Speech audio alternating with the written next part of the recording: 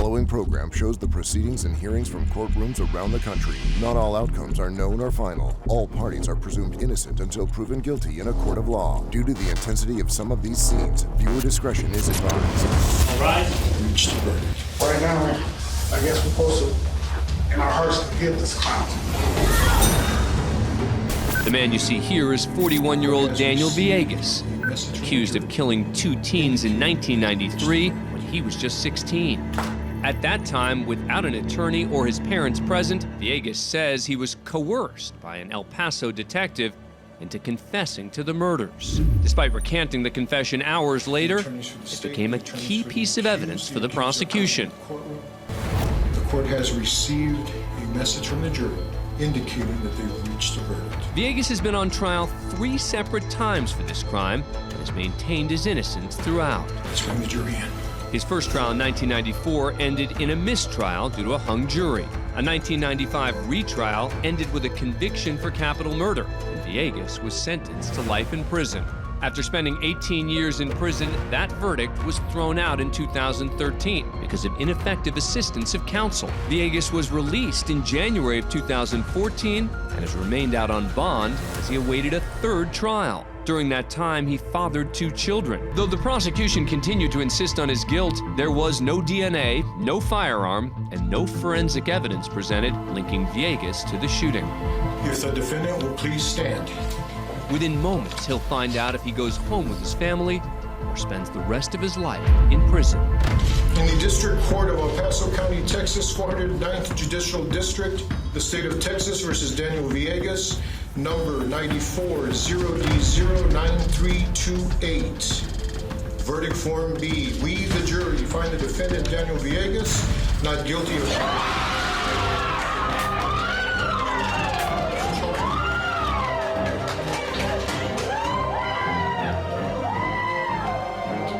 For the first time since he was 16 years old, 25 years ago, Daniel Villegas is a free man. Mr. Villegas, you have been under many conditions in this court.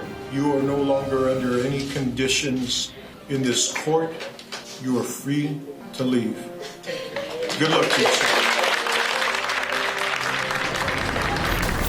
Now we head to Cleveland, Ohio, to the Cuyahoga County Common Pleas Court for the sentencing of convicted serial killer Michael Madison. Madison's been convicted on 3 counts of aggravated murder for the killing and mutilation of 3 young women in Ohio. The gruesome nature of the crime shocked the community of East Cleveland. Police found the remains of the victims in different areas of Madison's neighborhood, one in his own apartment. There was evidence of decomposition fluid in several parts of the apartment building. There were maggots that were attached to the decomposition fluid. Today, Madison finds out if he'll receive the death penalty. As part of the hearing, Dan Terry, the father of one of Madison's victims, steps up to the podium to make a victim impact statement.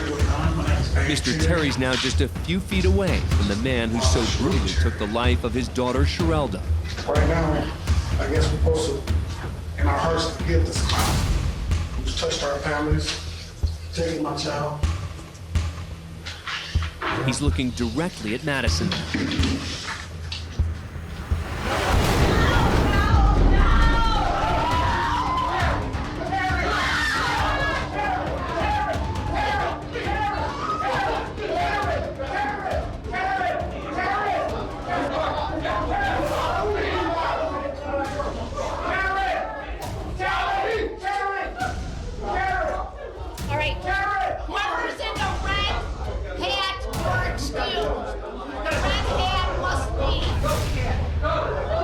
Dan Terry is released without charges. A short time later, County Judge Nancy McDonald hands down Madison's sentence. Michael Madison is sentenced to death. He will now live on Ohio's death row. We head now to Jackson, Michigan, to the 4th Circuit Court. A personal protection violation hearing is on against this man, Jacob Larson. The defendant's accused of sending unwanted advances through Facebook messages to this woman seated here, a former high school acquaintance. This incident's a violation of a restraining order against Jacob. All those messages were like, a lot of them were like last year. Let me ask you, how many of them were Like, after how many of them were after the date of the PPO.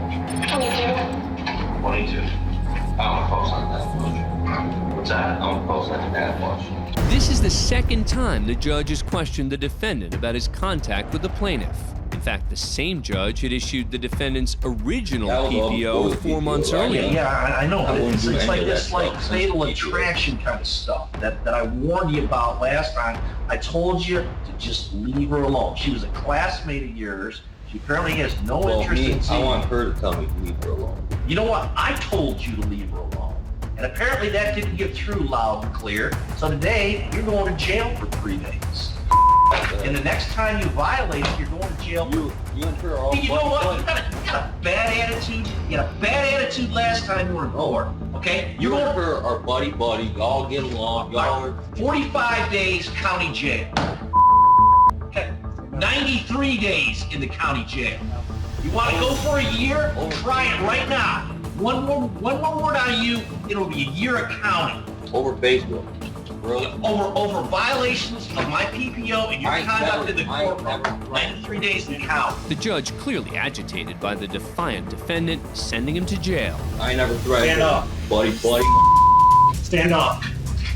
You're going to jail for a year in the county. 365 days county jail. Appeal it. I will. Good. Put your hands behind your back Tell me to leave you alone. Tell me to leave you alone.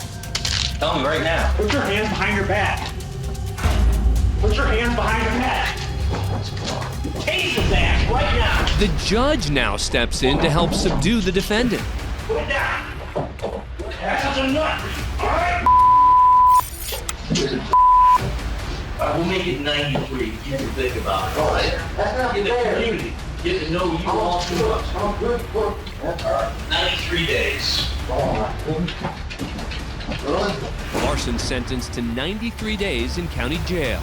Can't tell me to leave you alone. Can't Tell me to leave you alone.